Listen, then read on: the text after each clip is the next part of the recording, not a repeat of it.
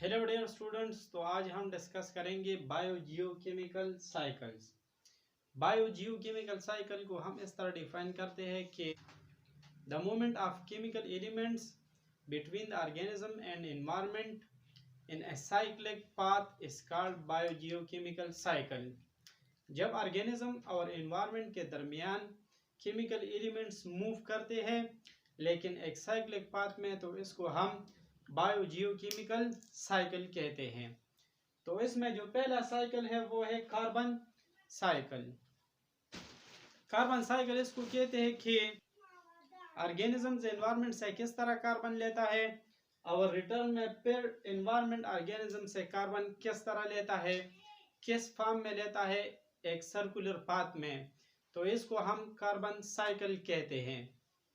तो अगर हम देखें तो एटमॉस्फेयर में 0.04% कार्बन है in the form of carbon dioxide.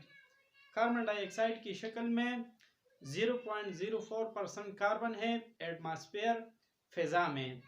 अब इसकी मैकेनिज्म पढ़ते हैं कि किस तरह कार्बन साइकिल मेंटेन रहता है।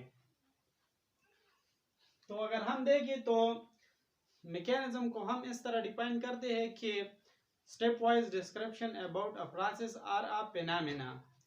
किसी फिनोमेना या प्रोसेस के बारे में जो स्टेप बाय स्टेप मालूमात हो, इसको हम मैकेनिज्म कहते हैं। तो कार्बन साइकिल का मैकेनिज्म किस तरह है? तो पहली बात तो ये है कि एटमॉस्फेयर में जो कार्बन डाइऑक्साइड है वो प्लांट्स लेता है फोटोसिंथेसिस के लिए, अपनी खुराक को तैयार करने के लिए with the help of sunlight.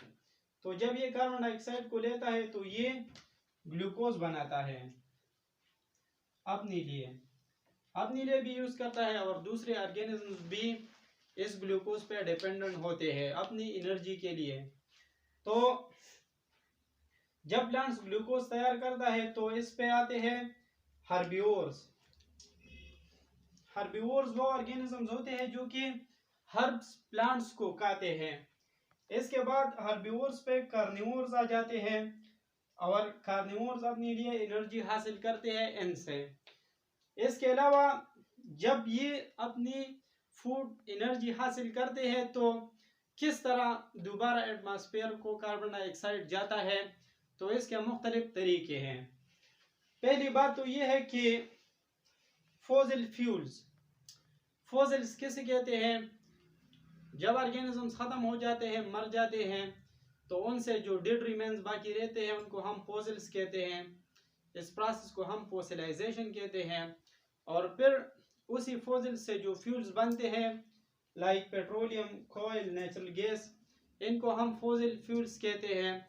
तो जब इन फॉसिल फ्यूल्स की बर्निंग होती है तो ये कार्बन डाइऑक्साइड देता है एनवायरनमेंट को। इसके अलावा प्लांट्स और एनिमल्स जब रेस्पायर करते हैं तो ये भी कार्बन डाइऑक्साइड देते हैं।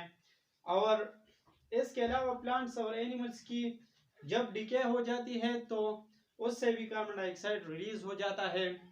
इसके अलावा फैक्ट्रीज और कार जो है वो भी एनवायरनमेंट को, एटमॉस्फेयर को कार्बन डाइऑक्साइड देते हैं।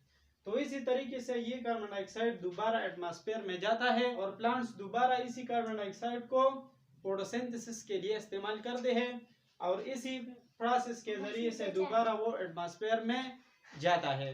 तो ये एक साइकिल होता है जिसमें carbon in the form of carbon dioxide atmosphere को जाता है और फिर एटमॉस्फेयर से ऑर्गेनिजम्स की तरफ रिटर्न होता है। इसको हम कार्बन साइकिल कहते हैं। अगर वीडियो अच्छी लगी हो तो चैनल को लाइक और सब्सक्राइब करें और साथ में बेल घंटी को भी प्रेस करें। Thanks for watching.